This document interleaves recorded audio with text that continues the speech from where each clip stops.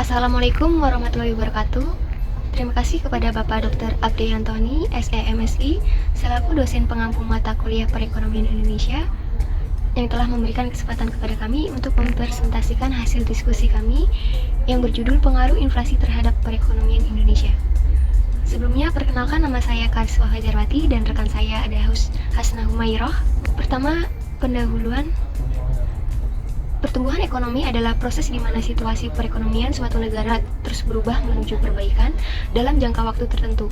Pertumbuhan ekonomi adalah kemampuan jangka panjang suatu negara untuk menghasilkan berbagai barang bagi penduduknya yang semakin meningkat. Menurut Simanungkalit tahun 2020, negara-negara berkembang umumnya mengalami permasalahan perekonomian seperti tingkat inflasi yang tinggi dan perekonomian yang lambat. Inflasi merupakan indikator perekonomian yang sangat penting karena mencerminkan kestabilan harga barang dan jasa di suatu negara. Menurut Sadono Sukirno tahun 2017, inflasi adalah kenaikan harga-harga secara umum dalam suatu perekonomian dari suatu periode ke periode lainnya. Inflasi adalah laju kenaikan harga-harga pada suatu tahun tertentu dibandingkan tahun sebelumnya. Selanjutnya, tingkat inflasi Indonesia. Di sini ada tabel tingkat inflasi Indonesia yang dari sumber Bank Indonesia. Dari tabel tersebut menunjukkan tingkat inflasi Indonesia pada tahun 2020 sebesar 1,68%. Pada tahun 2021 inflasi meningkat sebesar 1,87%, dan pada tahun 2022 inflasi kembali meningkat sebesar 5,51%, dan pada tahun 2023 tingkat inflasi menurun sebesar 2,61%. Selanjutnya, pada tabel produk domestik bruto atau PDB yang dari sumber www.bps.co.id tahun 2023. Berdasarkan tabel di atas, pertumbuhan produk domestik bruto atau PDB Indonesia mengalami fluktuasi selama periode tahun 2020 hingga tahun 2023. Pada tahun 2020, PDB mengalami kontraksi sebesar minus 2,07% akibat dampak pandemi COVID-19. Namun pada tahun 2021, perekonomian mulai pulih dengan pertumbuhan sebesar 3,70% karena adanya pengendalian pandemi, pembukaan kembali sektor-sektor ekonomi, serta sebagai kebijakan stimulus ekonomi dari pemerintah. Tren positif berlanjut pada tahun 2022 dengan pertumbuhan mencapai 5,31%, meskipun pada tahun 2023 terjadi sedikit penurunan menjadi 5,05%, ekonomi tetap berada dalam tren pertumbuhan yang stabil. Selanjutnya, menurut Nangga tahun 2005, inflasi dapat diklasifikasikan menjadi 4 kategori berdasarkan tingkat inflasi. Yang pertama, inflasi ringan. Inflasi yang tidak mengganggu kondisi perekonomian, meskipun inflasi tersebut secara umum dapat dikendalikan dengan kenaikan harga-harga, namun hal tersebut bukan menimbulkan krisis pada sektor perekonomian. Inflasi moderat kurang dari 10% per tahun. Yang kedua, inflasi sedang. Meskipun inflasi yang moderat belum mengancam kegiatan perekonomian, namun inflasi ini dapat mempengaruhi kesejahteraan masyarakat yang berpendapatan tetap. Tingkat inflasi saat ini berkisar antara 10 dan 30%. Yang ketiga, inflasi berat. Inflasi ini mengganggu situasi perekonomian. Ketika inflasi tinggi, masyarakat cenderung menghemat barang. Masyarakat tidak mau menabung karena suatu bunga bank lebih rendah dibandingkan tingkat inflasi. Inflasi ini berkisar antara 30 hingga 100% per tahun. Yang keempat, hiperinflasi. Inflasi ini mengganggu perekonomian dan sulit dikendalikan bahkan dengan kebijakan moneter dan fiskal. Inflasi sangat tinggi, melebihi 100% setiap tahunnya. Selanjutnya, ada pengaruh inflasi terhadap pertumbuhan ekonomi atau PDB.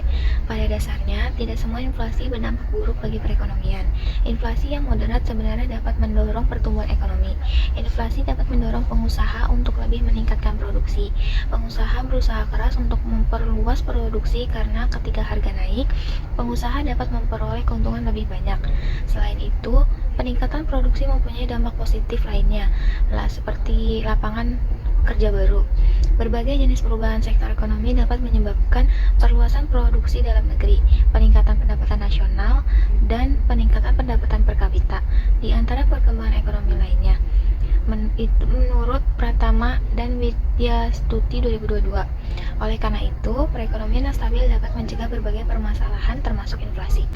Selanjutnya ada hasil dan diskusi. Yang pertama, pengaruh inflasi terhadap pertumbuhan ekonomi.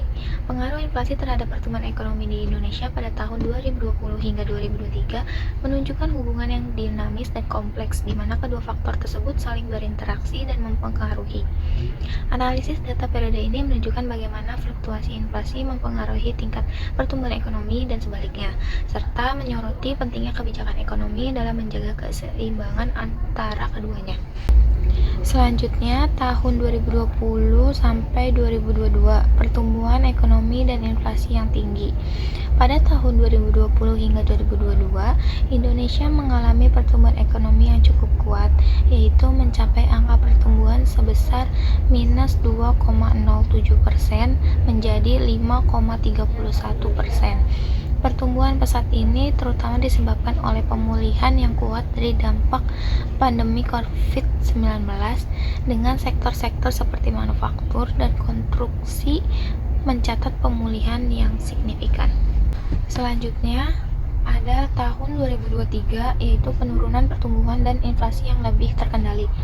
Laju pertumbuhan ekonomi Indonesia mengalami penurunan 5,31% pada tahun 2022 menjadi 5,05% pada tahun 2023. Penurunan ini mencerminkan dampak tingginya inflasi yang masih dirasakan pada tahun sebelumnya dan ketidakpastian global yang berdampak pada lingkungan investasi. Tekanan inflasi mulai mereda seiring dengan melambatnya pertumbuhan dan tingkat inflasi yang turun dari 5,51% tahun 2022 menjadi sekitar 2,61% pada tahun 2023. Terakhir ada kesimpulan.